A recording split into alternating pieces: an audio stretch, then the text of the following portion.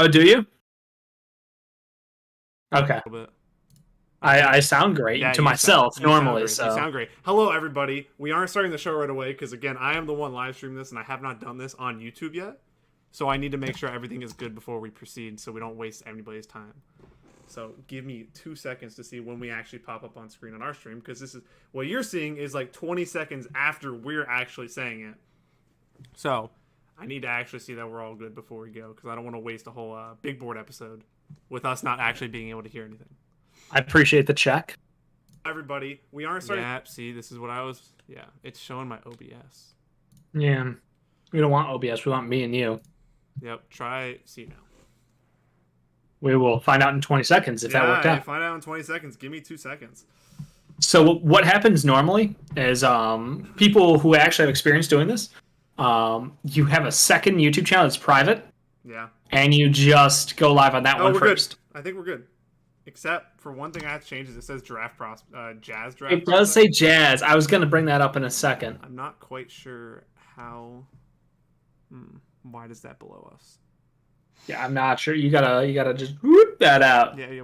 Thanks, Dave. If I knew how to do that, that would be really easy to do. Okay. Well, I'm trying to help you help the show production. That's really. I got it. I forgot that whenever I stream it, you and I have to be full screen on my computer, so I have to use my phone as whatchamacallit. You only have one screen? Yeah, I only have one monitor. What kind of fucking poverty setup do you have over there? Okay, Dave, we are not frowning on people with one. My desk. Yeah, we are. No, I'm judging. Listen, I'm judging, Jake. I have to move out soon, right? Oh. My desk is too small. I already have a gaming monitor over here. I don't want to purchase a whole new desk and then move and then have to. I understand that. So my desk is very broken and very full of shit. But I still have two monitors. Like, it's being held up by gravity right now. Yeah, There's literally you can pull out. I heard about your Jinx setup. And I'm in IT. Like, I'm just saying. Like, if I could do that, you could do that. You want to see what came today? It's really depressing, but.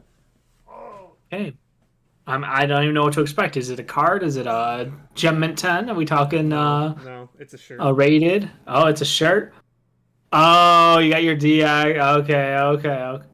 Yep. Trust the process. No, thrust the process. That is sad. So it's all right.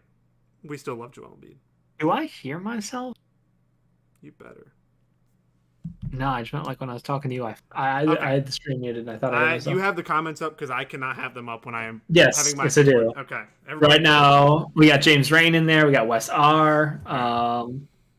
We go. Okay. I will. I'm gonna start the show. I'm gonna start the show now because now we're good. We're good to go. Thank you for hanging with us with our technical difficulties. I assumed something was going to happen, so that's why we took it a little precautionary. But we're here early, so that's a good thing.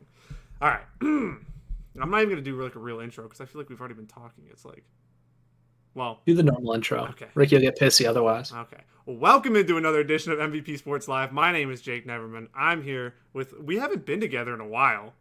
Honestly, we have done like a total of like 3 shows together in like a span of a month and a half. So I'm here with Dave Oster. Dave, how we doing?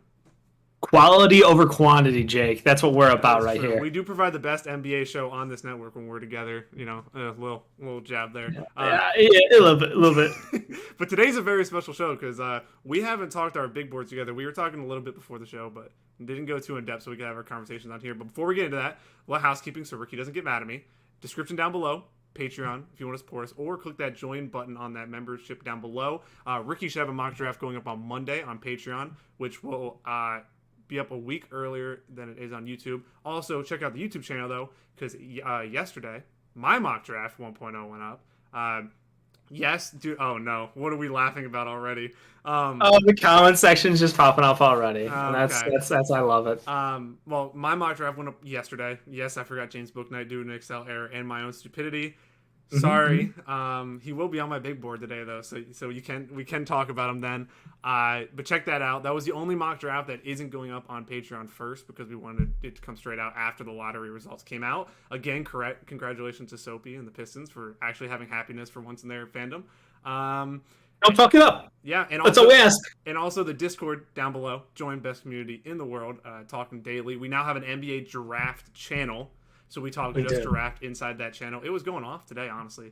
People were talking. I'm gonna start getting mean. The NBA channel. I'm gonna start yelling at people and tell them to get down into the right channel. We got to draw the line. Yeah. NBA channel right now is playoff talk and trade talk around Ben Simmons. We got to keep the draft stuff over here.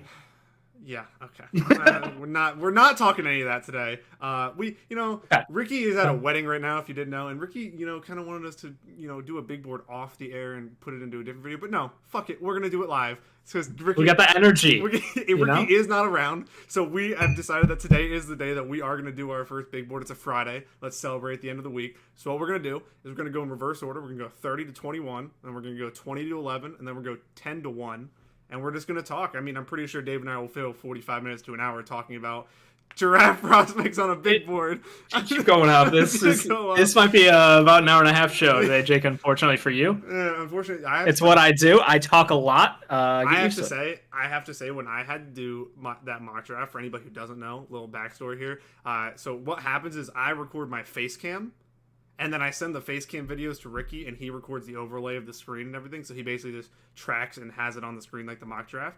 I was 25 minutes in. I was only 7 picks through, and my entire system just crashed and depleted. I had to be up for work 8 o'clock in the morning the next day to drive to work, and it was about 11:30, and I had to stop and re-record everything in 10 to 15-minute increments. So, yeah, that was an experience. I hear the tears. I appreciate you battling through. It was a pretty good mock. Besides James, why not? Right in the comments already, James asking why not all 60. Well, let's be honest. I started going towards 60. I've got like 1 through 38, and then it kind of blobs out to the right on my spreadsheet where I have just this like shotgun splatter pattern of prospects who I'm not quite sure who I'm prioritizing over who yet. So we're gonna keep it clean today and just do the 30 up. And then, we'll do a full 2-rounder probably soon. I know that the week before the draft, I will have a full 2-round mock draft coming out. And Ricky, at some point right before the draft, will have a full 2-round mock coming out. So if you want your 60, you're going to get your 60. But the second round is literally going to be me going, this team takes this team. This guy takes Leonardo DiCaprio. This guy takes Dave Oster. You can't pull a me. I was going to say... I drafted international dignitaries 1 year in the second round, because I could. Because people, that's how bad the second round was when we first started. And now it's like I know all of these guys. Guys like Paul Reed. Yeah, absolute studs. I mean, yeah. And the fact that Glenn Rivers doesn't deserve the name Doc anymore, actually calls him B-Ball Paul, is great. It's amazing. But let's get into this because we delay any further, we're going to be here for 2.5 hours. So we're going to start with reverse order. Dave, give me your 30 through 21 on your big board for the 2021 draft. Let me drag this over so I don't look like I'm reading sideways. Well, I will be because I have my phone. I'll be like this. All right, 30 through 21. So at 30, I've got Renz Blindberg. At 29, I've got Rokas Jokubaitis. At 28, I have Trey Mann. At 27, Cam Thomas. 26, I have Julian Champagne. At 25, I've got Usman Garaba. At 24, I've got Isaiah Jackson. 23, I've got Grimy Grimes. At 22, I have JT Thor. And at 21, I have Kai Jones. Man, we could not be any different. I can't wait to hear. Now, again, this is big board, people. I'm going to explain it again to you because I know a lot of people out there want to be reactionary and be like, who the fuck are these people? Why are they being drafted 20 through 20? This is not a draft. This is This is our big board. This is how we personally feel these prospects should be rated overall. Now, we understand the draft positions will play a factor, and the team's GMs will play a factor as well. So this is do not take this as a one-to-one like a team that's trying to contend now. Like if you're looking at the Clippers and somebody aren't going to take a European project at the late of the first round because they need somebody who's going to step in and help them right away. So that's where the difference between big board and mock. If you want to mock, go check out mine. It's pretty good besides James Booknight. There you go. But plug my 30 through 21. Oh, Lord, I can't wait for Dave to hear this. Number 30, I have Neemias Queta. Number 29, Ayo Dosunmu. 28, Rokas Jokubaitis. 27, Miles McBride. 26, Josh Christopher. 25, Isaiah Jackson. 24, Cameron Thomas. 23, Roko Prakasim. 22, Corey Kispert. 21, James Booknight. So, let's start out with the European flavor. Okay. I just needed a breath there after hearing that last name. James Booknight, at the position it was. I know. Actually, you want to start with James Booknight, or do you want to wait? It's almost worse coming from you at 21 because You forgot him in your mock draft, but then you put him at 21 insultingly in this when you do recognize that he exists as a person. I do recognize. Defend yourself from one of the most athletic scorers in college, someone who put the team on his back and put up pretty good fucking numbers, who's expected to be able to create for himself off the dribble, be able to facilitate a smidge at the next level, but has the athleticism. He's not a primary. Not even a secondary. Not even a secondary, I was going to say. And there's exactly I'm well aware of who he is, but I'm just saying. There's exactly where my problem lies with him, and I'm not sure that his scoring is, one, going to be consistent enough or efficient enough to be a consistent, good volume scorer in the NBA, and two, his facilitation was near non-existent while he's at UConn. I get that it's because of his teammates a little bit, but we've even seen guys who were on terrible teams be able to facilitate better than, I think he averaged 1.9 assists per game, which is a lame stat to look at assists per game, but when you look at his tape, he was a very head down scorer in college, where he didn't really look for open passing lanes. It was kind of my ISO, my ball, and I'm going to score, which does work. System, coaches, agreed, and opponents. Those are three factors you have to bring into this conversation, because in a bubble, I agree with you, his skill set did not look amazing, but when you understand the context of his teammates, who he was being coached by, the schemes they were running for him offensively, the sets that they had set up, the floor spacing that was not available, and basically this system was called give you the ball and hope that you can take care of the team. Like, agreed. It was... And that hurts him to me. I get the context and everything, but it does hurt him in the terms of, like, me saying that... and he did not have a healthy season as well. So there's a lot of things that are asterisk, but I don't think this is far off. I know that a lot of people have him rated top 10. We haven't seen where he is on your board yet. Don't spoil it, but I know a lot of people have him near or around their top 10, and I just cannot get on board with that. Can he be an efficient scorer at the next level? That's still yet to see. Can he be a Devontae Graham, like, where I absolutely despise Devontae Graham and think that he has hindered the Hornets this year, especially with LaMelo Ball's resurgence and him starting ahead of him for a lot of the year? Yes. That is not Devontae Graham's fault. That was terrible coaching, and we all knew that. Agreed. But that kind of game that Bouknight's going to play in the NBA, which is why I worry. Understand. Which is why I worry. And that's not, and that again, this is why big boards are so subjective. Some people might love Devontae Graham, and some people might love James Bouknight in this play style that they play. I personally don't. I think that they play inefficient games where they become chuckers at points, and that's not winning basketball in my mind. So understand the points, understand the system that he played in. To me, it's not my kind of guy that I like. And me putting him at 21 should be somewhat labeled as respect, because I could have put him way lower if I wanted to. I'm going to move on to what you had wanted to go to first off, which is the European talent in this section. Personally, at 30, I had Renz at 30, someone who did not make your top 30. I can just spoil that right now. We already know. He's not going to be above 21, so no. He is not going to be above 21 for you. Renz Bleinberg is a 6'10 wing, great shooter, someone who can facilitate, has good court vision because of his size. He plays on the wing, so you have that mismatch advantage. Yes, his size is great for that, but he is also long and lean. He needs to continue to add muscle. A lot of people look at him as this draft class potential Pokusevski. Poku was literally like 17 at this time. Yeah, I was going to say it's a little bit different. It's a little bit different. Renz is 20. Yeah. So just go with that understanding. Know that this is not that, but at the same time, I trust his shot a little bit more than Poku. So I think you're getting someone who has, great scoring upside and could be a secondary facilitator to an offense. But again, the downside is this is a European prospect who, when we put him into a U.S. system in the NBA, we don't know how he'll play around teammates. We don't know what scheme his coaches, whoever gets drafted by, will go to. So in all honesty, I do expect him to go in the second round, but I wanted to highlight his talent at the end of the first because I think that his scoring and facilitation from a 6'10 body is unique enough that he should be in the top 30 for people's drafts. I could agree, and I won't even lie. I haven't watched too much of his tape yet. This is why doing big boards a month out from the draft is a little bit sketchy because I haven't completely finished all my scouting and looking at everybody. But I'll talk about the European flavor of mine, and that's Rokas Jokubaitis. And Rokas is, I don't know. Me, Soapy, and Ricky were in Discord one night, and we were watching tapes because usually what my choices were. I'm either streaming a basketball game or watching NBA draft tape. And legally streaming. Legally. If it's on ESPN. If it's not on ESPN, then it's Buff Streams. But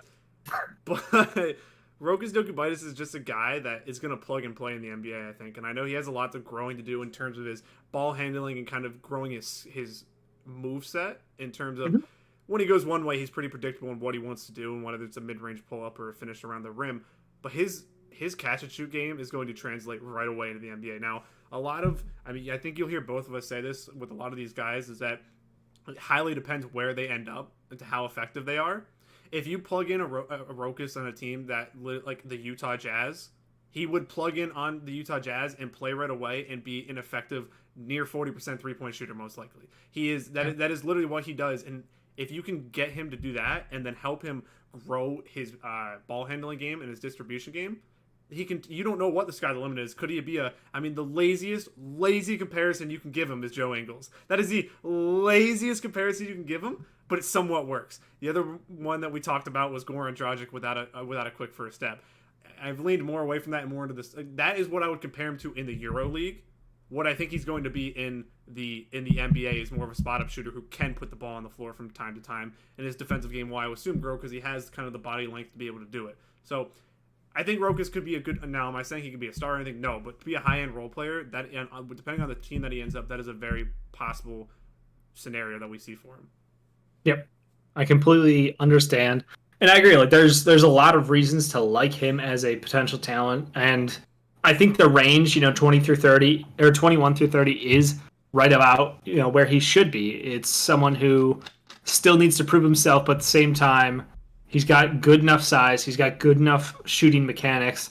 He reads the ball well. And in Europe, he's not playing sloppy basketball. He's playing in a heavily controlled system. And I think that what you have to understand is like how you take these like role players out of Europe. I call them role players because that's what he was.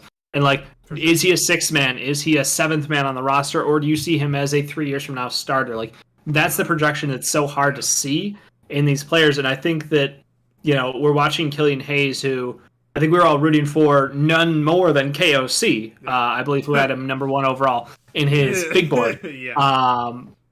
And we watched him post-injury come back and have these moments where I was like, that's exactly why that kid is a top 10 talent in this class. Like, there are those moments where it looks like he can absolutely be a fucking stud out there. And I think that the difference between these two is just we haven't seen enough of those moments out of Rokas to be a dominant scorer, to be a guy who will take over a game at times, being the primary ball handler the way that Killian would have done. So that's a lot of people like to do the all right, well, who was the last guy who came out from over there? So that's I want to give that like positional comp for you guys. Yeah, that's fair. I think the other guy I want to target, I don't believe that Neemias Queta made your top 30, I assume, right? He did not.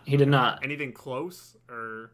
Queta was in my ball of prospects around 42. Okay, so not, early second, sorry. Early second. So not too bad. I think his defensive upside is massive. Foul issues, guarding the perimeter, and what is he going to be offensively is a giant question. I think best case scenario, you're trying to get a poor man's Mitchell Robinson. Being a dunker spot player and playing below the rim. I mean, that's really what you're going to get from him. I'm not sure. Again, we mentioned the Utah Jazz with Rokas. I assume Rudy Gobert is not going to, I don't know what's going to go on with the Utah Jazz because he was the main reason they lost that series.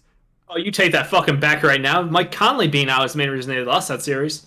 Well, the last couple of games, the Clippers literally just stacked the corners and made Rudy Gobert try to extend his defense. And he was coached to not attack the three-point line on closeouts, which is ridiculous. Yeah, no, I agree. Quinn Snyder deserves to be publicly humiliated for his decision-making in that scenario. But I agree. If you watched our video on what the Utah Jazz should draft, I highly suggest a small ball 5, someone who is athletic, in the 6'9", 6'10" area, who can get out there on the perimeter and help them.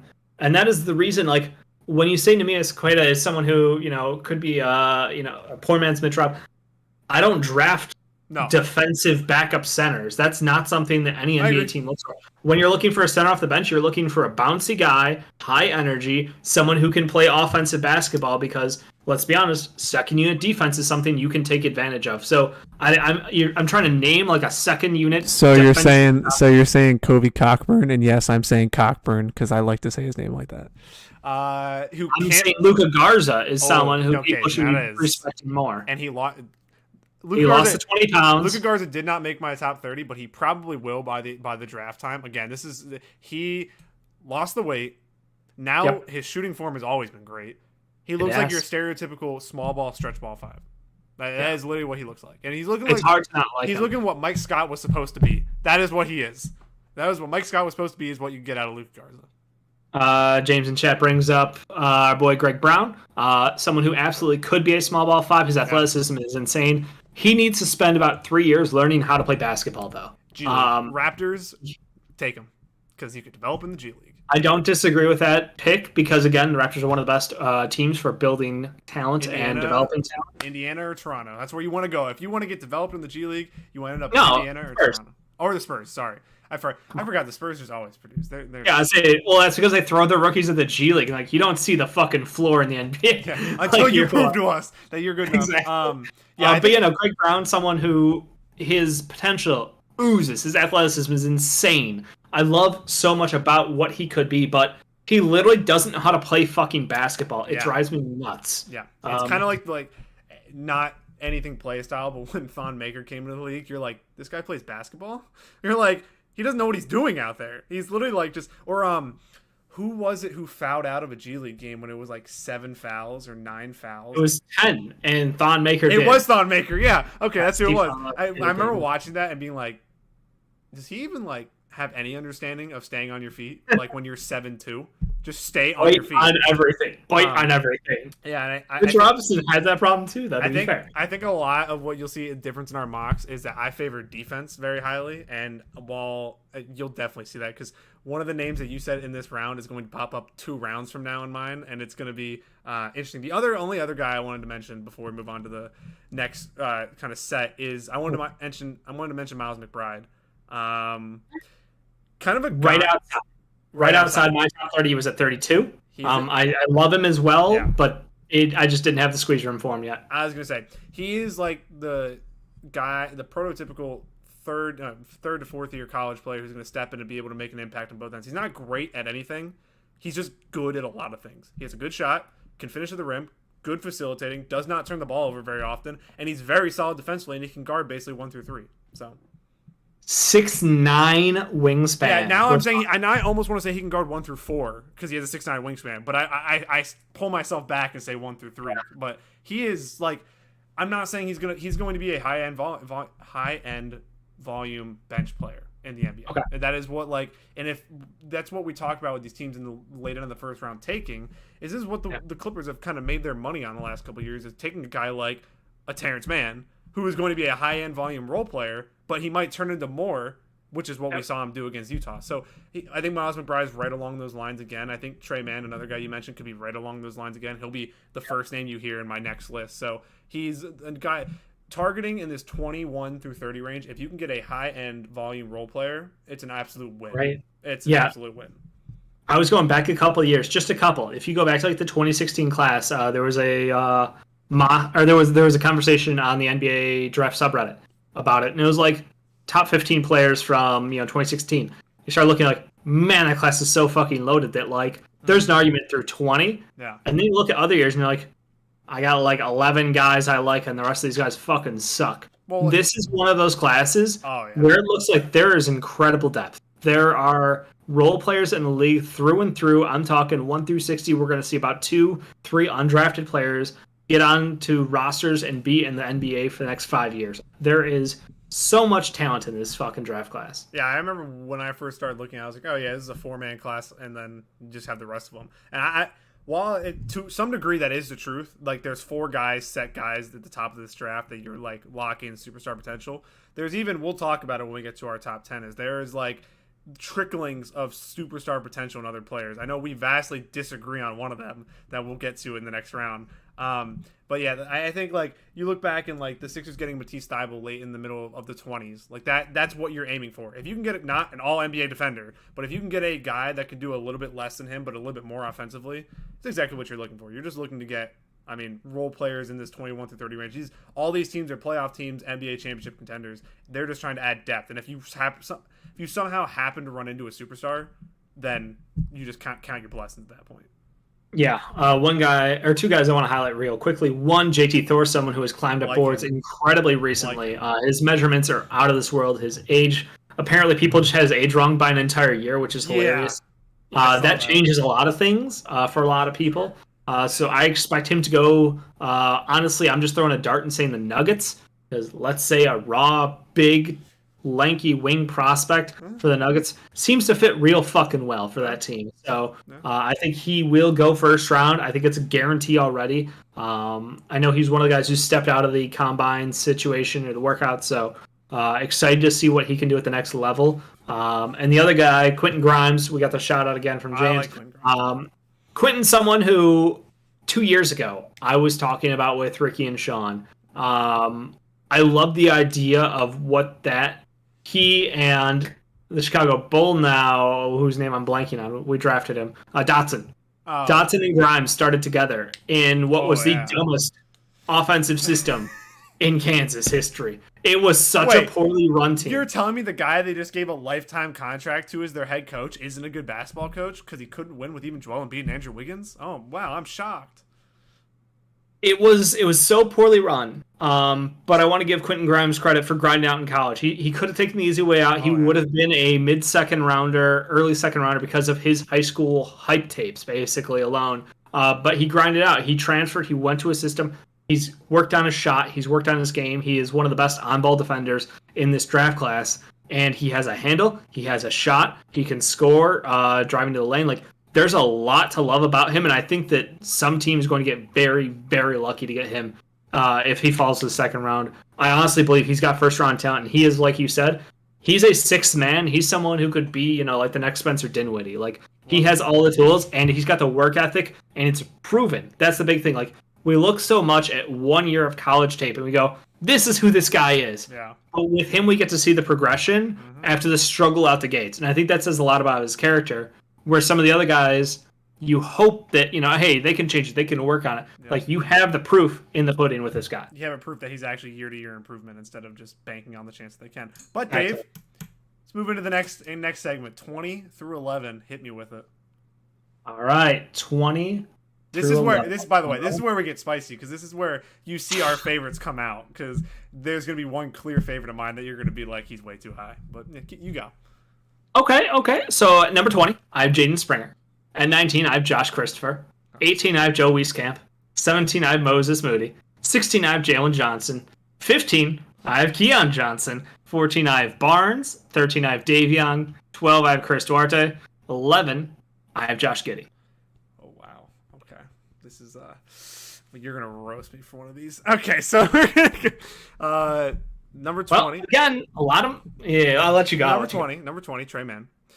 Number 19, Franz Wagner. Wait, did I just mess that up? No. 20, 19, 18. Kai Jones. Sorry. So what happened with my spreadsheet is that the top row is 3.0. So everything's off by one number, but I'll just go. 18, Kai Jones. 17, Jaden Springer. 16, Davion Mitchell. Okay. 15, Jonathan Kuminga. 14, Nishan Highland. 13, Chris Duarte. 12, Jalen Johnson. And 11, Sharif Cooper. I have several strong questions for you here, Jake. Where would you like to start? I think we have to start with Bone. I think we gotta start with Nishan Highland. Bones is someone who we both love, but clearly varying degrees here. I love way more. Everybody has their favorites in the NBA draft when it comes to them. Nishan Highland is my second favorite. You'll hear my first favorite in the next round. I just think, honestly, watching him again in that combine yesterday too, dropped 11 points in the first 6 minutes of the game. his game is strictly just going to translate over right away. And does he have this superstar upside that maybe a guy like Kuminga that I put one spot lower than? No. But I am on the Kuminga complete and utter, I guess, hate train. I don't know how to describe it. He has all the peripherals and all the measurements and everything that everybody loves him and that he's going to be great. And I never think he's actually going to reach those points. And this is something that we could look back on in 3 years, and I could look like an absolute buffoon. But also, there will be another big board before the draft happens, so you might see Jonathan Kuminga go up. But my point is with Jonathan Kuminga. Which one do you want to start with? Do you start with Bones? No, I want to comment on Bones. I have him 35 personally. I don't think he is that far out of the first round, or that far out of my top 30, I should say. But at the same time, when you look at him, a lot of people want to say he's a better version of Immanuel Quickley. I wanted to hear your take on that style of comp. Someone who has a great shot, very good score, doesn't need the minutes. He can just go in, instant firecracker off the bench. But at the same time, he struggles to finish. He's not the best passer. He's got issues while driving and trying to facilitate at the same time. You can clearly see the struggle. Like, it takes a minute for the gears to turn as he's processing the game. So it needs to slow down a little for him. Agreed. And that's, again, where he's going to end up most likely in the late first, early second is probably a team that's going to be able to develop him, would be my assumption if he goes to a team. Again, I mentioned the Utah Jazz about 15 times, but that's because about any player is going to fit their system, especially a guy like Nah'Shon Hyland who can create on his own and make his own shot. He's going to have to learn the passing. I agree. Defensively, I think he's an average defender. I don't think he's going to be anything great. Don't think he's going to be a net negative to you. I respect the Immanuel Quickley comp, and I go to the lazy Jamal Crawford comp, which is where he wants to be. Not saying that he is Jamal Crawford. He wants to be Jamal Crawford. Okay. He is not Jamal Crawford, but he wants to be. The handle is Jamal Crawford. Nobody besides Kyrie is going to reach those lengths. So Kyrie's the only one. Nah'Shon Hyland is just what my term is, a walking bucket. And I genuinely just think that's what he is, and that's why I have him so high. There's no reasoning for it, honestly. I fall in love with guys in the draft, and typically, besides Mo Bamba, I've been pretty spot on with the guys I fall in love. Mo Bamba's the only one, but he had a song, so I was kind of right. I had to say, I had the song, so I was kind of right. I just love Nah'Shon Hyland's game. I think he can plug and fit with just about any team that it takes him.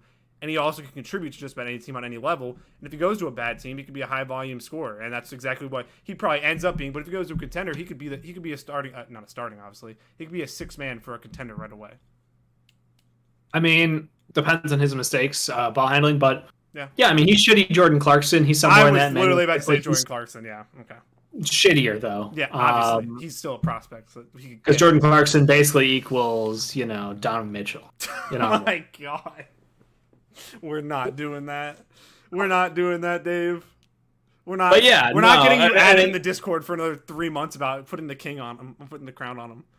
And again, for those of you who have joined us recently, thank you, James, for the reminder. This is a big board, not a mock draft. So again, the positions don't make sense. It's just this is where we value these players at. This is not where we think they'll be drafted at. So let's keep that in mind as we go along. Yeah, I'm just clarifying. There's a question in chat. So in this range, we both had Davion Mitchell, someone who on a lot of boards is going 6th overall. I had him 5th. 5th on your mock? Okay. A lot of people have him going extremely high. Yeah. We're talking about a 6-foot nothing point guard who had a 1-season massive explosion in his shooting game. His 3-point shot went up a huge percentage. His defense is great. No one's going to argue that his on-ball defense isn't. I think that he is an incredibly high IQ player, but I don't believe in his shot. I don't believe in his finishing game. I think both of those are question marks to me. I'm not sold. And I know we talked about that year-over-year growth. This was like so much growth in 1 year that I just is it a fluke or is it sustainable? Because I think that at that level of gap, that it's kind of crazy to imagine. Again, he was playing across from a player who we can bring it up now. Yeah, we decided to keep off of our boards, and we agreed on Jared Butler due to his medical condition. We don't know what the NBA will decide. Again, Jared Butler has a heart condition. It's the reason he had to transfer to Butler was so he could play. Butler medical staff did clear him to play. He played without a problem for years. I would assume he could play in the NBA, but until he's medically cleared by the NBA doctors, we don't want to put him in our drafts. I think that's fair. Davion Mitchell, on Jared Butler point, he would have been in this segment for me in the 20 through 11. This is where he would have been. Davion Mitchell, he's actually somebody I watched a lot of tape of because I'm trying to understand when we label people with potential, he does have superstar-esque potential of a Kemba Walker. I mean, he looks just like Kemba Walker with his moves, except his moveset is very limited. He kind of goes with the same thing over and over again. And when I was watching his tape, especially, you talk about I don't trust his shot. His free throw motion is horrid. I don't know if college coaches just don't work with him on free throw routine, but when you shoot a free throw, you're like supposed to finish a little bit on your tippy toes, a little bit kind of like falling through. He is literally like leaning forward, like all the way to try to muster, and that's because he's probably not even 6 feet.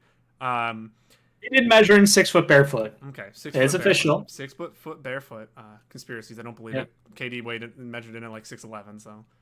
Well, we'll talk about another guy who measured in interestingly. A little bit interesting. He grew his hair a little bit, I think. In a minute. Davion Mitchell, I'm not quite sure how to feel about him. I said in my mock when I went extensively into him because I had the Orlando Magic taking him because guards. Which was just batshit. Guards. I also read that the Orlando Magic hate on this channel is real.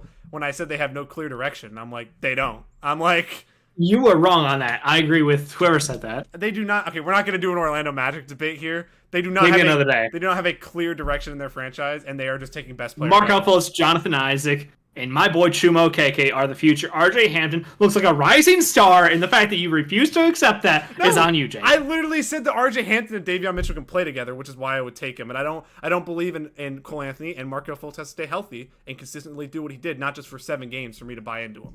Okay, Orlando Magic debate over. Davion Mitchell.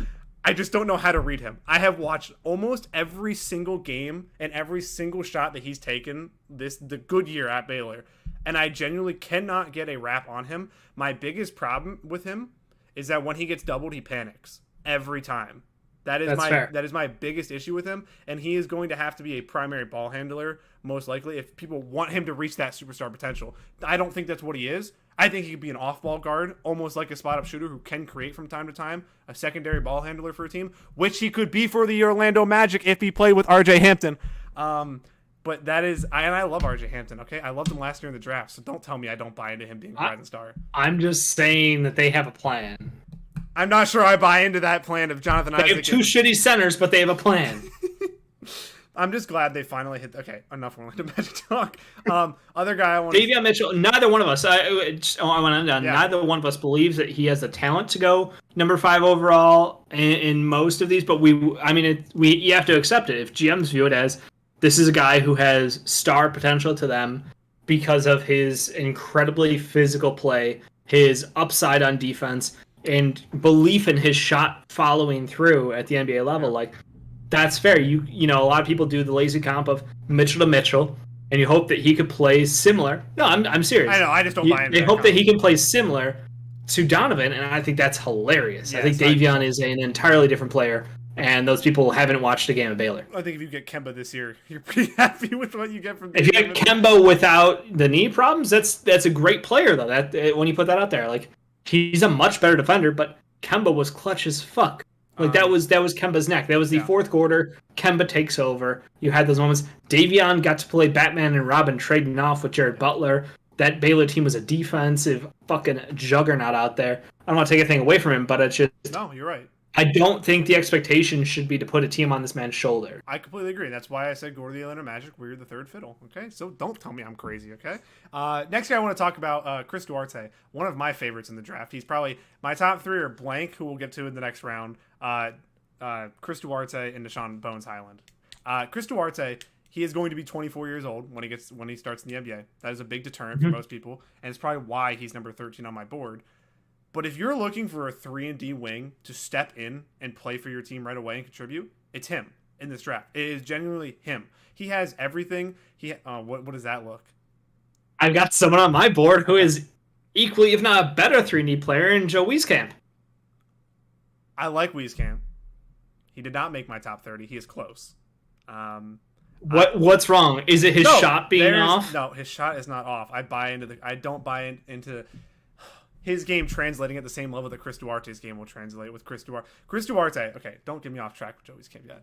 Chris Duarte is a guy, and I did a whole Twitter thread on him. Again, at Jake Neverman on Twitter. Check me out, shameless plug. You see my depressing Sixers tweets. The Chris Duarte, I did a whole thread on him, and his decision making is an A.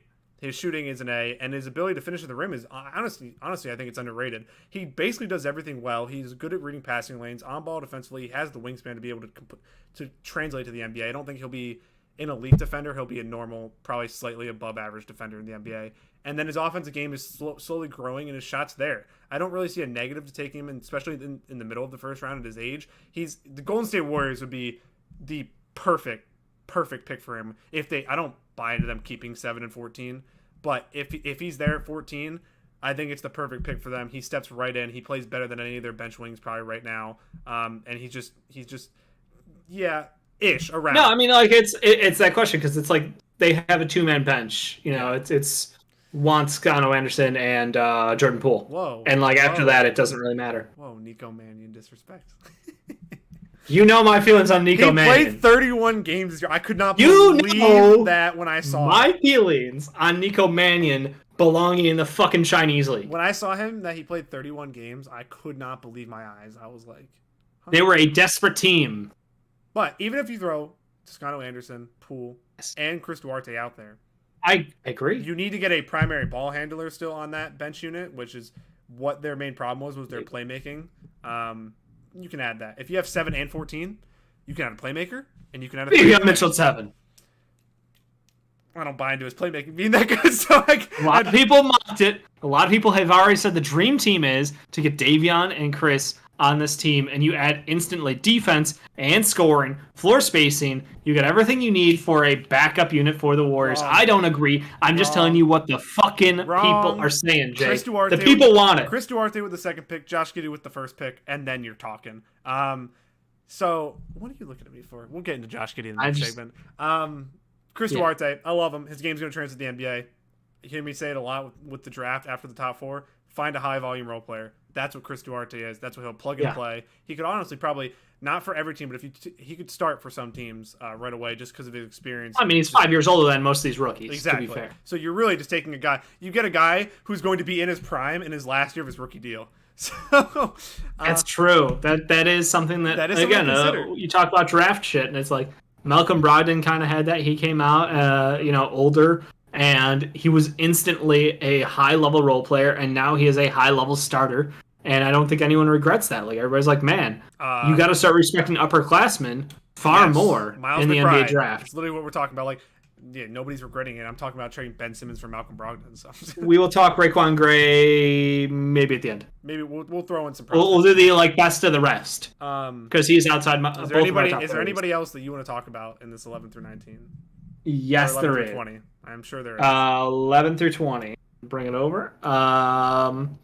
Yeah, I mean, okay. So let me get the obvious. I talked about Joe Wieskamp being here. I think that what's funny is I don't have Kispert in my top 30. I do have Joe here.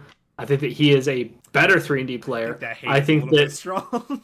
I do hate. I think that hate's a little bit strong. Kispert's a phenomenal scorer. He's a great shooter, but when your upside is like maybe your best case scenario is like a worse Kyle Korver versus Wieskamp, who can be a 3-and-D player through and through, who can actually dribble a basketball and doesn't have to rely on others creating 94% of his shots. I think we can, I think we can do better. Now I get it. If your whole plan for draft is just get a guy who can knock down, catch and shoots, then Kispert's your guy. No one will argue that, and I will shut the fuck up.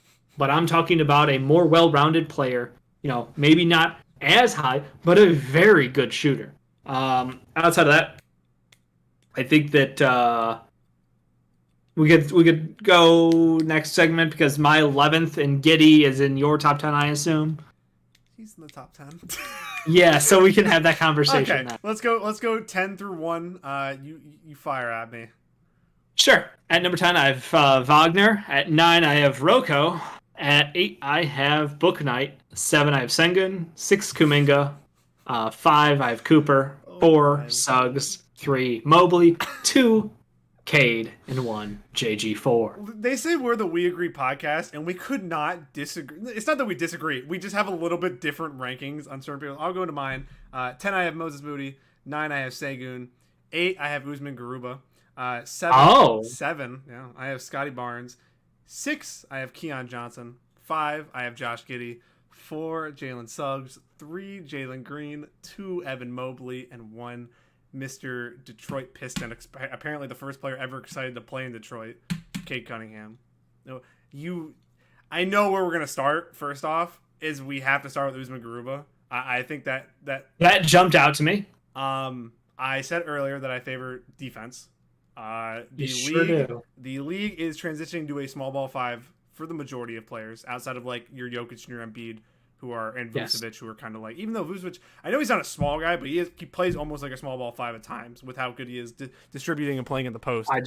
I just think he's a worse version of Jokic. Like, that's all it is. It's just he's a little bit of a wash version of that. But I think you have to be a transcendent big man to be like at that level, and then everything else, you can't be a slow 7-footer. Yeah, that's not allowed anymore. You have to have an elite skill and bring that. Otherwise, you look at the league and, like you said, small ball 5s when it counts most.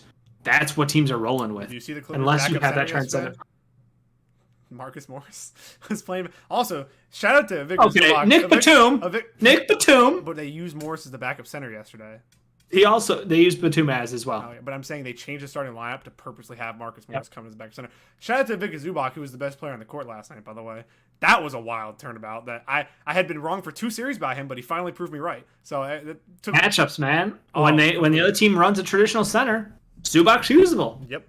Yeah. So Usman Garuba. Again, foreign stigma with a lot of guys and people. Not you. I know not you. A lot of people have him lower on their board. His defensive upside is completely massive. He has probably the highest defensive upside of any big in this draft. Who can stack offensive talent on top of that is what I'm going to say. Because when you look, he is raw offensively. Very raw. But you're right. On the defensive side, his IQ is insane. And he's got the length to go up and stop people with it. So, like, it's that tandem of he knows where to be, he knows how to defend people, he knows how to move his body to prevent them or influence their shots in a way that is dramatic when he's on the court. I agree. Like, and that's... I literally... He's very good at that, but, like, the offensive side scares the shit out of me, man. Agreed. I agree.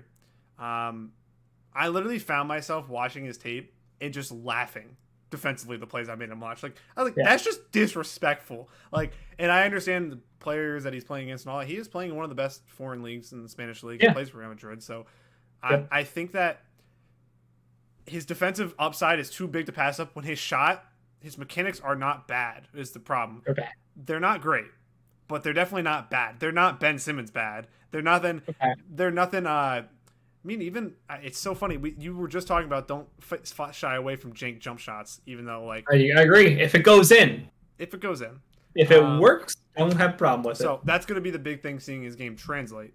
Defensively, he's going to translate no matter what. Offensively, he has the physical skills to bully other small ball 5s.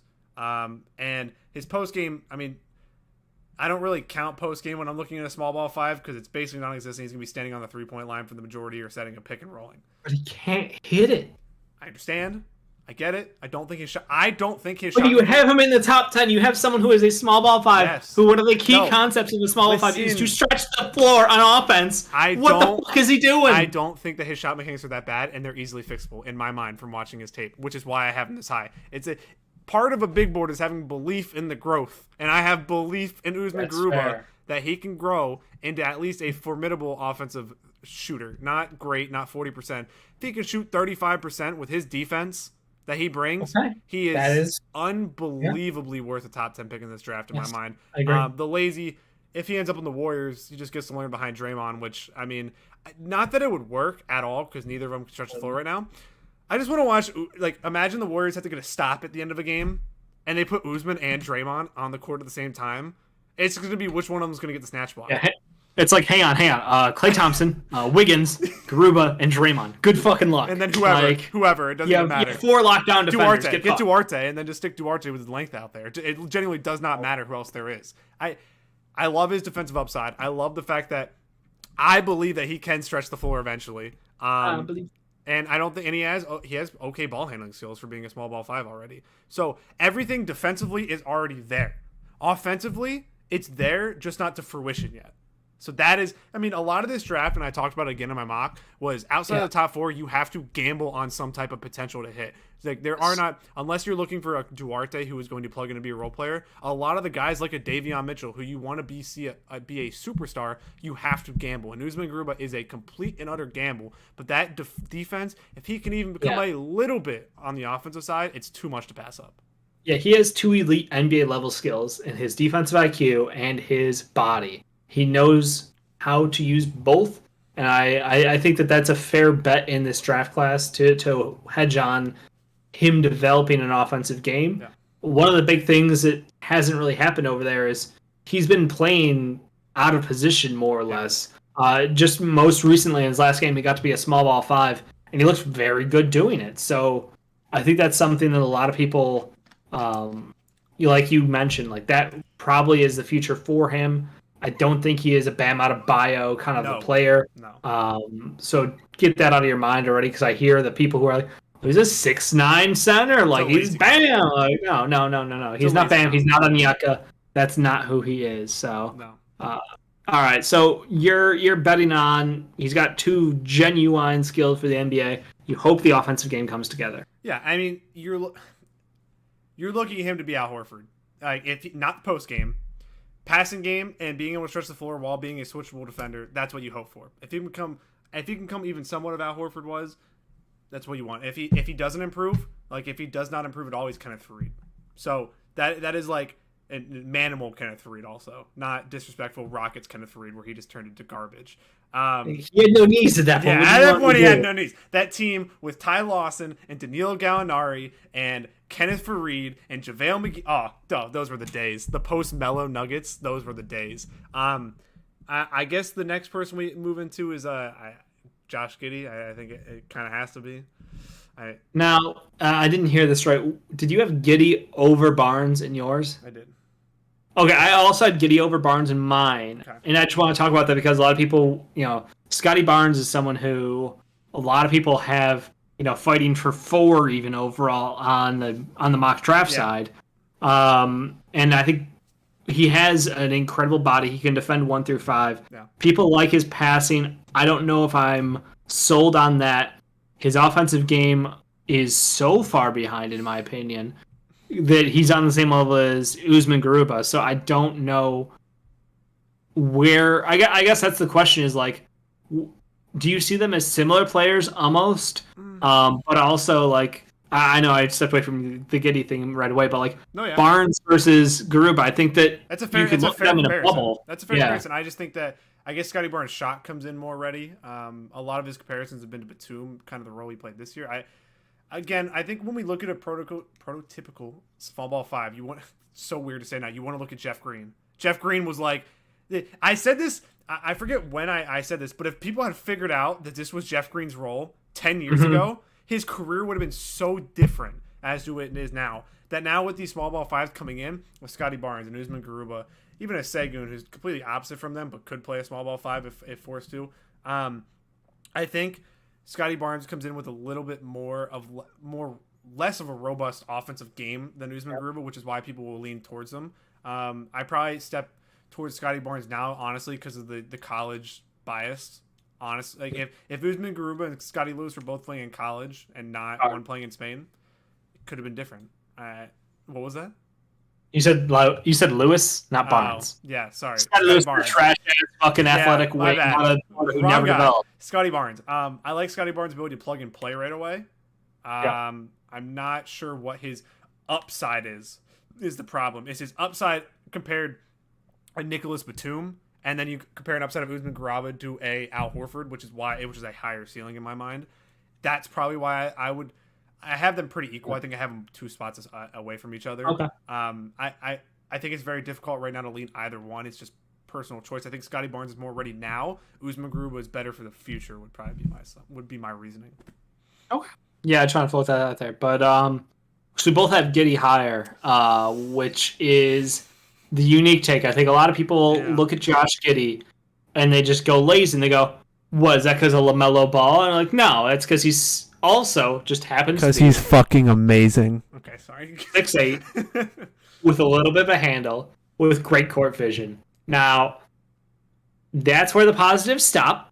And you go, "What about a shot, Dave?" And I go, "Let's not talk about his shot selection. What about his shooting motion? His shot selection, yeah, okay. What about his shooting motion? It's not broken, but it's not great. What about his defense? Well, he's there. He's on the defensive half of the court. He's not a complete net negative. He's a negative. So like that's that's where I'm at with him. I love what he could be offensively. I think he is, a very high end point forward for you offensively. I think he could do a lot of things to help teams. The more ball handlers you have, the better chance you have in the playoffs. That's seemingly what it comes down to. When crunch time happens, you want to have multiple guys who can put the ball in their own hands, create for themselves, maybe create for others, and exploit the mid-range. That's what he could do, and I think that his court vision at his size is just this glowing beam of you should draft me. It's literally, first of all, in the comments, Brandon Harris saying Jeff Green is not a real small ball 5. He is literally the small ball 5 in today's NBA, but sure. Josh Giddey. I think I was on him about 4 months ago talking about how much I liked him. He's the best passer in the draft. Oh, you are so fucking wrong. He's the best passer in the draft. Sharif Cooper. Josh Giddey is the best passer. It's not even close. Josh Giddey is the best passer in the draft. Especially for his height, even better at 6'8", even adds it even more. Yeah, 8 inches high. Yes, it does. Giddey needs to learn how to use change of pace more to be able to score because he does not have the quickest first step. It's something that can be taught, and a lot of people can learn when they enter the NBA. He's got like a rocking motion with his first step. Yeah, so he's got to learn change of pace. He'll be able to play in the pick and roll eventually. It's too much to pass up for me that he is 6'8", the best passer in the draft in my mind. And I still think his shot selection needs work, correct. But he didn't turn into a complete chucker, which is my problem. Like when we talk about James Bouknight, he turned into a complete chucker. Giddey can make others around him better. And we talked about taking gambles. And if I can get either, at worst, the second best passer in the draft, a 6'8" point guard who can make others around him better and his shot can improve, that is something I'm willing to take the gamble on, just like I was willing to take the gamble on with Garuba. Do you see him as a point guard in the NBA, or do you see him as a wing, like a point forward? Depends where he ends up, honestly. It completely depends. I could see either or. I think his shot motion is not bad enough where he can develop it pretty quickly. Like starting next season, in the middle of the season, we could see his shot improving. Like, remember how we saw Alonzo, like, game to game and week to week, we saw his percentages going up? That's pretty similar to what I think Giddey is going to be. He could turn into... I think the best role for him is a secondary ball handler who can play off the wing, but also can play from the top of the key from time to time. Just say the name. Just say the comp name. Get it out of the way. Australian player. I'm not saying it, Dave. I'm not being... It's Joe Ingles. I'm not being the... You want him to be young Joe Ingles. But and I understand. A better passer. Correct. Joe Ingles is a phenomenal fucking passer. Josh Giddey's a better passer. He's a phenomenal Josh Giddey is more advanced at his age. There you go. Than Joe Ingles was. I will fully admit that. That is sound reasoning. Again, we talk about outside of the... I think we had this talk in the Discord again. Join down below, Discord. Yep. Outside of the top 4, this draft is going to differ. What would we get a thumbs up for? Cooper's definitely a better passer. # Team Dave. Thank you, Clowner. Jesus. Outside of the top 4 in this draft, it's going to be one of the wild, most chaotic. Like, we don't know who's going to go where. We know like somewhat names in the brackets, but we see these wild picks. Remember, like Cam Johnson going 11, we thought was wild at the time. Now it makes sense. He's balling in the Western Conference Finals. James Jones knew what he was doing. I think that this draft outside of the top 4 has that potential for almost every pick. Like, we don't know I could have Giddey at 5, and then somebody could have Giddey at 15, and I could be like, I could see him going to 15. Like, yeah. I think the value in between is it's coin flip. It's like razor thin margins between. I think. Let me look at my own personal. I would say 6 to 17. Yeah. 6 to 17 on mine. You could have him anywhere there. Yeah. You could flip it on any single spot and bounce somebody between the two. It is incredibly close because it's all, what are you looking for out of this player? Like, a lot of these teams are not drafting BPA in a dome, like in its own thing, in a bubble. You know, they're drafting for BPA for playing around this X player on their team in this offensive defensive system, knowing that they're going to have to face this team X amount of times. If they want to get through the playoffs, they're going to have to face these guys. Yeah. You're intentionally drafting around it. And that's why you brought up Cam Johnson being taken so high. They knew they needed someone who could play the floor, who could stretch the floor, and who could knock down three-pointers and be a complementary piece around Devin Booker. Well, and they checked all the fucking boxes. The only problem is that now Cam Payne's hurt, and they need a playmaker off the bench. And they decided to take Jalen Smith last year instead of Tyrese Halliburton. Nobody's perfect. Nobody's perfect. They were near perfect, which is why it hurts, because they were so near to being perfect. And then they're like, let's take Jalen Smith instead of Tyrese Halliburton. Well, if Javon Carter had paid off, or if Jalen Lecque, I always want to make him What French. about Eli Okubo? Come on. Eli Okubo is a scoring guard. Oh, God. Do not give that kid a green light. He's like, God. Yeah, we would have said the same thing about Campaign a couple years ago, though, and now look at Campaign. That's the thing. He busted his ass. He found the Chinese league, and he's like, oh, I do not want to do this for the rest of my life. And then he worked his ass off to come back. I think one guy, I don't know if you had him in your top 10 or not, but we didn't talk about Jalen Johnson at all. Jalen Johnson I had at 16. Okay, I had him at 12, so we're pretty close. Incredibly talented, but motherfucker shows no work ethic. That is okay. Scares the shit out of me. His attitude scares the shit out of me. I agree.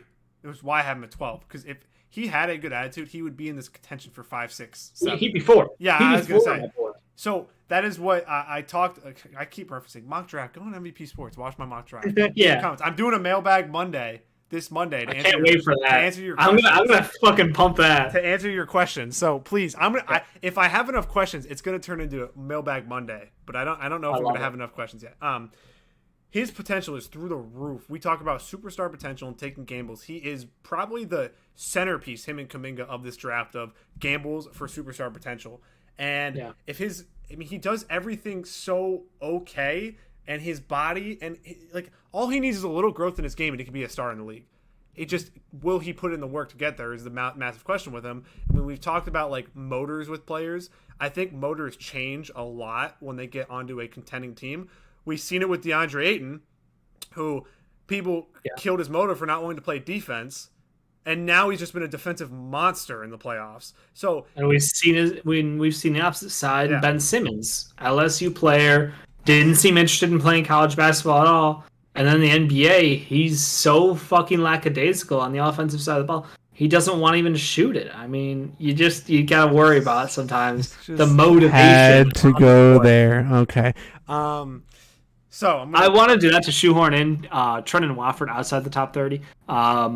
He has all the tools. He's in my opinion, he is the knockoff Jalen Johnson. Yeah. He has got he can ball handle. He's got good size. He's got good quickness. He's got to slim down a smidge or strengthen up, actually, to be honest. It's one or the other with him.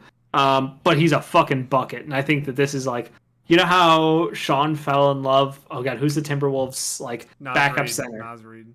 Yeah, Naz Reid. Sean fell in love with Naz Reid. I send him Naz Reid clips all the time because he balled out this year. That was funny. It's a complete sidetrack that people were talking about the Timberwolves. I like what Timberwolves have now. I like that they have D'Lo and Cat with who is it, Dave? My guy McDaniels. McDaniels, and then they have Vanderbilt and Naz Reid off that team, and Malik Beasley, who's balling in the jail right now. I mean, this team is good. Guess who else Ant. Guess Ant. I said Ant. I said him with D'Lo, Cat, and Ant. Okay. Guess who you didn't mention? Who?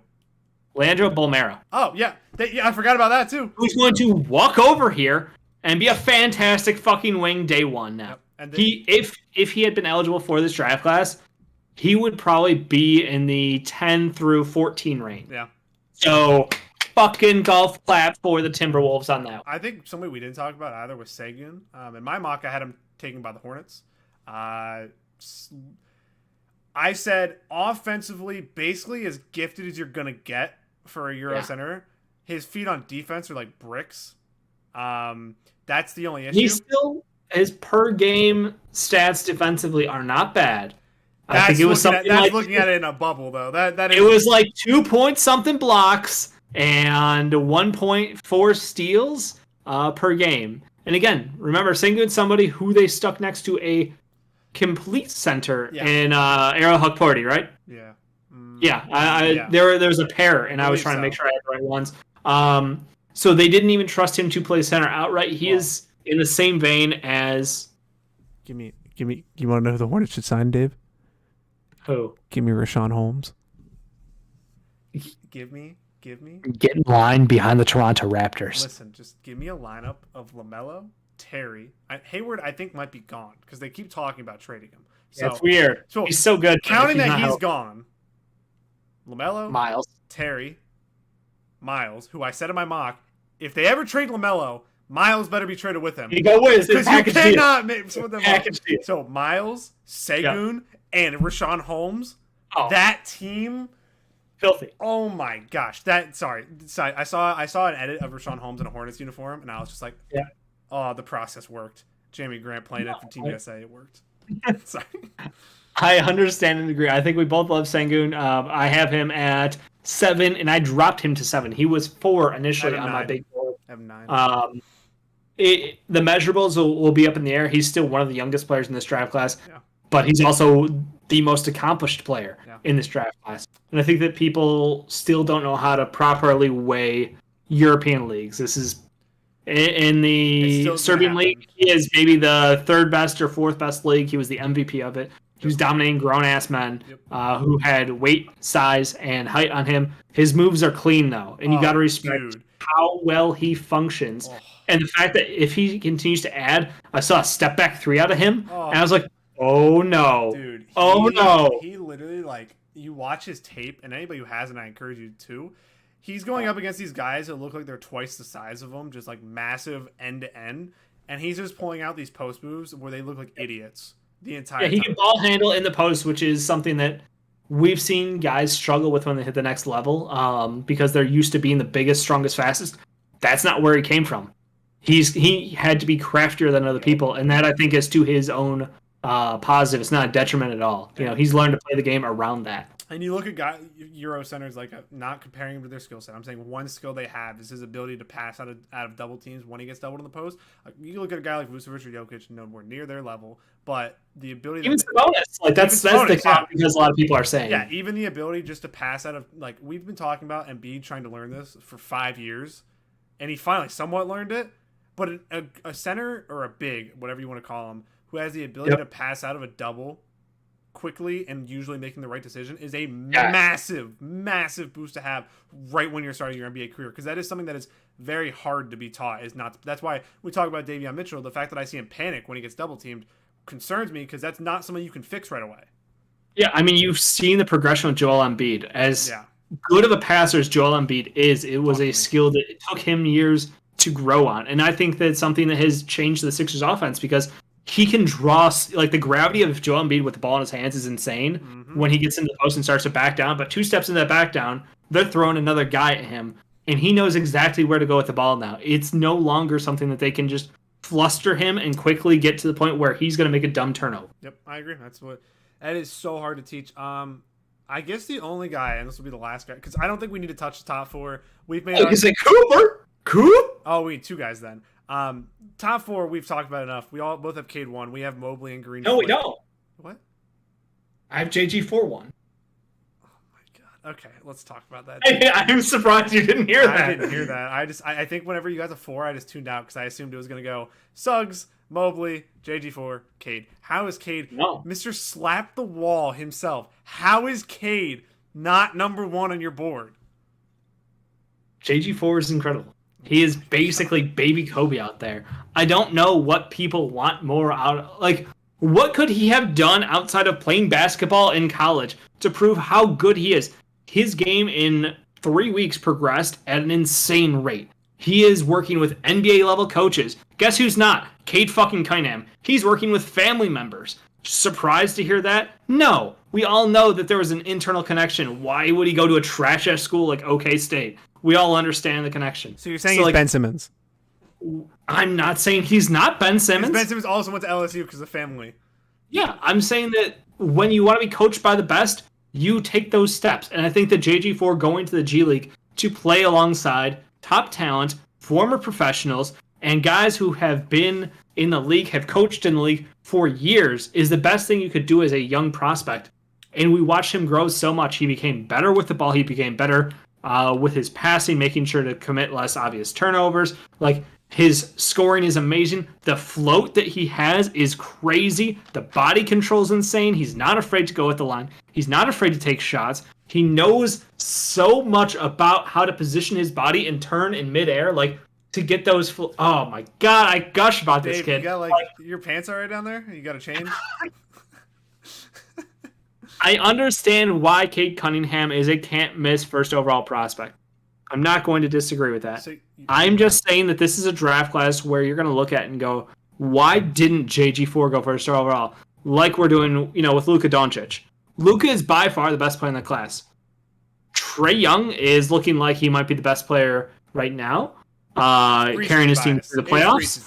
DeAndre Ayton is looking like he's an absolute fucking monster. I think that there are 3 players, and again, you go back to the great draft of 83, and you go, Michael Jordan didn't go 1. Hakeem did. You know what? That's okay. Like, JG4 might not go first overall in this draft class, and I will not, that is what it is.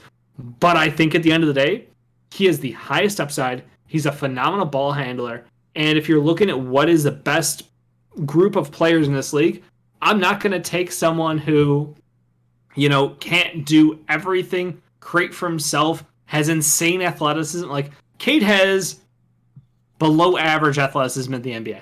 Above in college, below in the NBA. Yeah. He's a 3-level scorer. He's fucking great out there. He helped his team out so much. A lot of people knocked on his teammates at OK State. They had some all-time performances as far as shooting percentages, true shooting rates.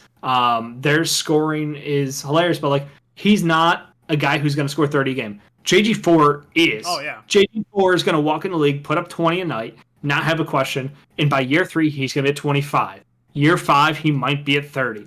He is going to be someone who can be on that James Harden level. He is the successor of the ball-dominant, athletic, hyper-athletic wing who can get his whenever he wants it. He dominates the mid-range, which we've watched in the playoffs.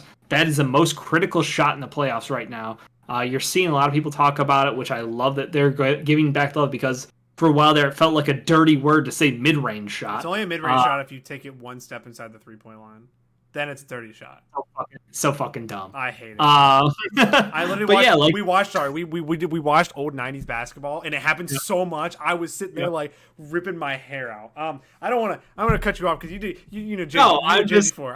I know. You will never stop talking about JG4 if I don't. I know. The fact of the matter is, in this draft, I love all of the top 3 prospects. Evan Mobley has. I have a big guy bias when it comes to NBA drafts in the past. It's just true. It is what it is. I have had doubts about having Cade at 1 over the last couple weeks. I've had even thoughts about moving him to 3 because I love Evan Mobley that much. Not that I have. Wow. I think this top 3 is very fluid. I think earlier in the year we said Cade. And then it was slap the wall, Cade. Yep. Then you watch Evan Mobley play, and you don't see 7-footers like Evan Mobley have ball handling skills like he does very often, if at all. Anthony Davis was the last one. Maybe Karl-Anthony Towns. Those are the only last 2. The Ayton came in, but not even in college. In college, Karl-Anthony Towns was a defensive guy. Yeah, remember that shit? And then he was a stretch the floor, but he could play defense. That was what he was drafted for. And then the offensive upside. Workouts. Remember, nobody had him number 1, and then they were like, him and his workouts, he's a freak. He was literally draining threes left and right, and you're like, the fuck happened in college to you? Cal Perry's trying to win. Cal Perry's trying to win. The Harrison twins were the clutch ones. That's hilarious to say now. I think this top 3 is very fluid. I do agree that JG4, I didn't call him a walking bucket. I called him the walking bucket. He is the guy who, if you... Rockets. Buddy, yes, he's James Harden's spiritual successor. Rockets. I know you got Kevin Porter Jr. I don't like Kevin Porter Jr. I like him as an inefficient scorer off the bench.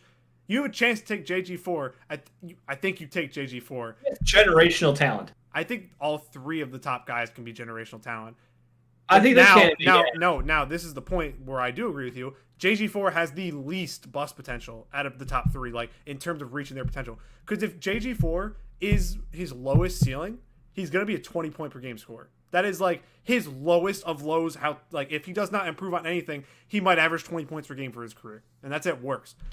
I just think, I wish that, I don't know what team he's gonna end up on, but if Mike D'Antoni gets a head coaching job, let him coach JG4. Mike D'Antoni and JG4.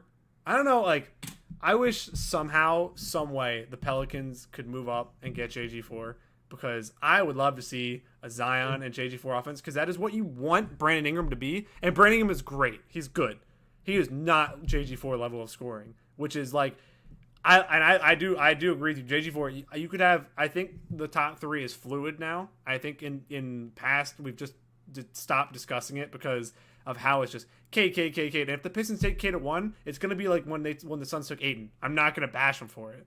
Like, that is like the pick. Pistons, don't mess it up. Just take Cade. I mean, we literally in like 5 years, Cade's gonna be probably putting up like what 24, 7-7 or some shit like that. That's probably one. Yeah, like middle. I just shrug. Like, it is what it is with him. It is awesome to watch him play. Every level he can score from. I don't know what it is. It doesn't make me feel special. Like, that's watching JG4 play is like, no, that's me watching. I literally just highlight shit. When I watched Cade, I was like, yeah, I can see why he's the #1 overall pick, but it doesn't excite me. Like, I'm not like on the edge of my seat when I'm watching Evan Mobley, and when I'm watching JG4, I am on the edge. Like, watching Evan Mobley do the things that he does at 7 feet does not make sense. But he has massive bust potential, because big guys don't always turn out to what they're supposed to be. But if he does turn out to what he's supposed to be, he's Anthony Davis. That is genuinely just what he is. He's a big guy who can play as the ball handler in a pick and roll. Like, you don't see that very often. He has good passing ability. He's great under the rim. He can guard the perimeter. He is, again, we're going to say the word generational. Cade Cunningham is definitely the safest pick inside the top 3. But he does not have, he probably has, in terms of what their upside could be, he's probably 3rd in terms of the highest upside. Because I agree. Evan Mobley, you're going to get a generational big if he pans out. And JG4 can literally be what Booker is doing right now. JG4 can do that, but almost sooner, is my point. Is JG4, people hate but they hate on the Ignite and hate on the G League in general. Watching those playoffs, he was by far better than anybody else that was playing on that court. Like, Paul Reed won the MVP, but JG4 was the best player on any court that he stepped on, which maybe it hinders me with Kuminga, that I look at Kuminga and I have to compare him because JG4 is also standing on the court. JG4, I agree with you. I spazzed. Kuminga had game 1, baby. That was the peak. He Michael Carter Williams that shit. No, he said, are y'all trolling? No, I am still saying that Cade is the #1, and I would take Cade #1. But JG4 and Evan Mobley have generational upside. Same with Cade. Cade, my only worry is I don't know. Here's how I would put it. Cade is going to be very good. I don't know if Cade is ever going to be the best player on a team that wins a championship. That is genuinely what I think. JG4 could be the best player on a team that a player on a team that wins a championship. And Evan Mobley, we just saw his exact comparison. Anthony Davis won a title as the 2nd best player. So Cade, I still think Dave doesn't. I still think that Cade is the #1 pick and will be the #1 pick. There will be no doubt about it. I understand he will be the #1 pick. I'm just saying my personal big board, I think JG4 is a better player. I would have loved to see if Cade could have, had the balls come to the G League Ignite instead of being pampered for and playing for his fucking family. I almost think, like, wouldn't JG4 fit better with Killian Hayes and Sadiq Bey? I think that they can play alongside each other. They can. I agree, but it's not a better fit, is what I'm saying. You draft best player. So if you think Cade is the best player, you take the best player. Yeah, that's I agree. And I don't think they're going to trade out of it. I know there was the talk that blew people's fucking minds that they were like, no, we're listening to every offer. Why wouldn't we? Of course. I literally said in the Discord, this happens every single year, regardless who the number one pick is. You say we're listening to offers because that is what you do. I mean, you can't say no. What if Zion went out and the Pelicans offer you Zion? Then you're like, yeah, okay, I'll take Zion. I mean, but that's never going to happen. But you always have to listen, because if you say we're not listening, we're blocking off all offers, we're taking Cade, you never know what you miss out on. But exactly. But that is our that's our top 3 debate. Suggs is well behind at 4. I don't know if there's a giant gap for me at number 4 for Jalen Suggs. The Same. Raptors, you got Jalen Suggs. Congrats. You got your Kyle Lowry replacement. Yes, an easy Kyle Lowry replacement. Don't think about it too much. You got your Kyle Lowry replacement. Kyle Lowry comes to Philly, and you just watch Kyle Lowry get a ring with somebody else. So sorry. Am I already delusional about next year? Oh, there we go. Yeah, anybody else in the top 10 who we haven't covered before we get to the best of the rest? Rocco. I have Rocco in the top 10. Thoughts, opinions? I like him. Very skilled international big. Going under the radar wing. For a lot of people. Yeah, I said wing, didn't I? You said big. Oh, I meant to say wing. Sorry. He's literally a 6'9" wing. Yeah. He can catch off the shoot. See, this is where my brain goes. Shoot off of a catch. He also can create his own shot and shoot off the dribble very well. His mechanics are very good.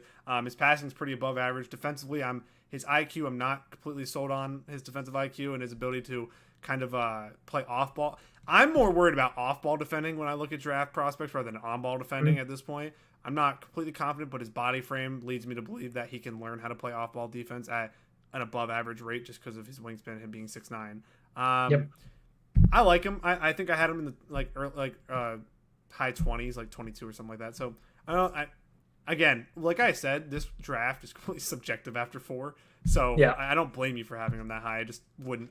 I was just checking to see if I'm out of my gourd or if I think you might be out of your gourd being a little bit top 10, but I think that he is so far ahead of his developmental schedule as a what's the word I'm looking for? Fundamental wing. Yeah. All of his fundamentals check out already. He is one of the youngest players in the draft class, and he's already got decent size with him. Like I'm not seeing a ton of flaws in his game and where he fails to translate. So I'm really high on him, and I think that whoever gets him gets the big thing. But let's do the best of the rest. I think there was a couple names tossed out. I mean, the only guy I really want to throw out is JT Thorpe. We already talked about him, so I'll go off your names. Whoever you want to go about, we'll talk. About. Chat. I don't know if you're still here. I did see there was a question about from James about Scotty Lewis and Jason Preston. Scotty Lewis, I'm aimed on. Can I hit Scotty Lewis? Athletic wing out of Florida who sucks. I would say he's athletic, and that's where his positives end. Yeah. Okay. Yeah. He's very. Remember that kid out of Kentucky who quit his team halfway through? I think he ended his professional career. He got drafted by the Hornets, I think. Pacers had him, and then they put him in the G League, and I haven't seen him since. He's 2 years in the league. Wing, 6'6", super athletic. Sucks. Sure. Yeah, that's how I feel about Scotty, too. He was a top 10, his top 50 prospect out of high school. Oh. Raekwon Gray out of Florida State. I'm not very familiar with him, but you go first, because I have not watched a bunch of his tape yet. So measurables, not ideal. He came in a little bit smaller than expected. Skill-wise, there are concerns around his shot. Obviously, he's a multiple-year player in college. I don't love him, but I think that he is got... Oh, it was Khalil Whitney. Thank you, James. You got my fucking back. You got my fucking back.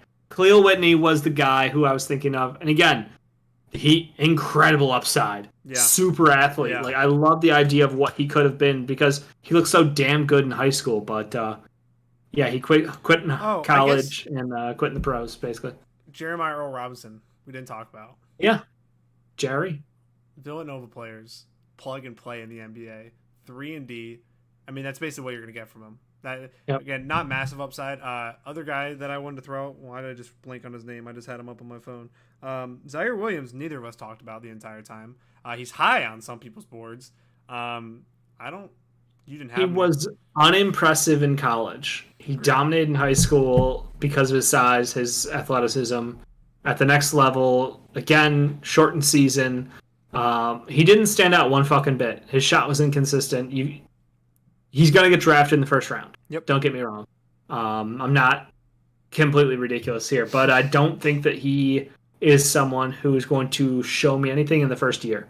3 years, 5 years, he's a developmental project. He has the NBA body. Yeah. Could he be a great wing for you in the future? Absolutely.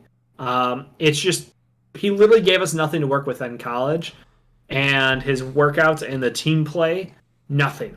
Literally nothing. So yeah, I think Zaire is someone who'll get drafted in the first round and be one of those guys people are going to take a stab at top end. Guy that I didn't talk about, but he didn't make my board yet. Julian Champagne, St. John's. Me. Okay. Yes. I had him. Okay, no, I said I didn't. I know. I was just saying. I have watched 26. I have watched. For those of you who don't know, shout out Fred. Fred grew up in Queens. What up? He's a St. John's basketball fan. I root for Yes. Syracuse. I root for Syracuse, so of course, again, we're rivals because that's why. Both the Champagnes, actually. You should give shots. So Julian's better. I watched a lot better. I watched basically every game, and the fact, like, when Julian Champagne wasn't on the court, that team was completely different to when he was on the court. And him leaving, now I don't know if it's official yet, because I don't know if he's hired an agent. I don't believe he's hired an agent yet. No, he played in everything during this combine setup, so I expect him to finalize that. I assume he's going to be a second-round pick, would be my assumption. Yeah. Yep. Again, just a guy who's going to be I'm interested to see. He's going to be a guy who needs to be in the G League for a couple of years. A second-round pick, that's what a year, and if he's on a bad team, he could probably... That's what I'm hoping for. Like, teams seem to have hit that point where they're like, it's May. Fuck it. You know, like... April, May is time for the kids to play, and I love that. Any day after the All-Star break, if you're a bad team, you should be playing prospects. Fucking bench the old men. Before we go, I'm going to hit the comments. I saw Josh said that thoughts on Bones Highland and Quentin Grimes. Bones Highland is my second favorite player in the draft, not second overall, but my second favorite player in the draft. He had Quentin Grimes on his board. I had a Bones Highland. We both love them for separate reasons. We talked about it. You can go back and listen. We talked about him earlier. But yeah. I think that was pretty successful. I think we went about an hour and a half. Yeah, that was about what I expected. Guys who moved up recently, I just want to give a shout out. Wiggins is somebody who a lot of people in the last week have gained a lot of respect for. Didn't look like a flashy player in college, but two-way wing, able to bring it to the next level, probably. Skills are translatable. Yeah, I guess the only guy we didn't talk about either, and I feel shout out Ricky, was Covey. Incredible body and incredible frame. And shoot for a fucking death. I'm not quite sure what his role would be in the NBA. A pick setter, that like big body pick setter, and then rolls to the rim and maybe grabs some rebounds. He can't guard on the perimeter. He's not a switchable center. He's slow defensively. Offensively, he has a massive body, could offensive rebound a little bit, but he can't step out of the paint or else he's just completely ineffective. So, I mean, he's at least 3 years in the G League before he probably could do about anything. Bench center, yeah, that's his upside is a bench center. Like I said, Ricky didn't like my comp, but I said at his best he could be a poor man's Derek Favors. Is like what he could be at his highest. I don't like he doesn't do anything well. Also, and I didn't even say he's terrible at finishing around the rim. So and he's a terrible free throw shooter. So if you foul him, you can't fucking. But I wouldn't even foul him because he can't make layups. I can't. Well, I think you'll be seeing Ricky doing a full prospect breakdown of Kobe Coburn. So, why someone should take the risk and draft him, as I call him, Kobe Cockburn. Josh Primo, one of the youngest players in the draft. Shockingly, got a guarantee. It seems. Yeah. He is somebody who didn't have an amazing season in college. Yeah. Good though. I mean, he showed like, hey, I'm a legit player. I'm not 100% sold. Yeah. It sounds like it's an early 2 guarantee, though. I think he should go back. Did you see? I think that he could be a first-round talent next year. Did you see Josh Christopher when they asked him about the Sixers? No, I didn't see it. He looked at the camera and smiled, and he said it went great. Oh, okay. I don't know if we're actually going to have that pick because I assume we're going to make massive over changes to the roster. But if we do, give me Josh Christopher. Give me Josh Christopher and Tyrese Maxey off the bench next year. Love Josh Christopher. I mean, Shake Milton's going to be somewhere else, probably in Chicago when Zach LaVine comes to Philly. But Ben Simmons leading the Chicago Bulls in the playoffs to lose to Zach LaVine and Embiid in the first round. I will say that Vucevic is literally like the exact center you'd want to play with Ben Simmons if you are going to play him at point guard. Ben Simmons and Kobe White could lead the team for the future. I know Dave loves Kobe White. Stop. End the show. Thank you, chat. You've been fucking great this entire time. I hope you guys enjoyed this. If you did, leave a thumbs up on the video. Hit that subscribe button. If you want to help us monetarily, get draft stuff a week early, like mock drafts and prospect videos, hit the join now button in the membership or the Patreon link down below. This was a treat. They got a big board without getting a week early. You got a mock. I just want to advertise. You got a mock yesterday. Yep. And a big board today. Just so you know, this is not something you should do, but we went around Ricky because he's not around today. So we decided to do this segment on our own. I hope you guys enjoyed it. We went an hour and a half. We basically did Games Live and Sports Live all in one show for the time limit. I hope you guys did enjoy. Monday, we don't have the schedule for next week. I assume next week we'll probably be mixing in some NFL, Ricky and I. There'll probably be a baseball segment because there's only 2 playoff games or 2 playoff series. So can't talk about much, but draft stuff is heating up. Mock drafts are going to continue pumping out every week. Prospect videos will be coming. I'm sure now that Ricky saw how long we went, he'll probably ask for more big boards. So there'll probably be more big boards coming. 5 sleepers. And then on draft night, we're going to do a watch along. Dave, maybe Dave will show up for that. He didn't show up for the lottery. Is draft night a Tuesday or Thursday? I think it's because I was raiding. I was 100%. Well, you're gonna have to ask off for the raid for like a month in advance to do the draft. You cannot not be here for the draft watch along. I know. That is not. That's my job. It's a non-negotiable. I understand. Right. I don't disagree. And maybe if you guys bully Dave enough, he'll do a mock draft and record it for you guys so that you guys can actually. That's the problem is the recording. I can just do this though. But yeah. Yeah. All right. But we will see you guys on Monday. I'm not sure who. But have a good day.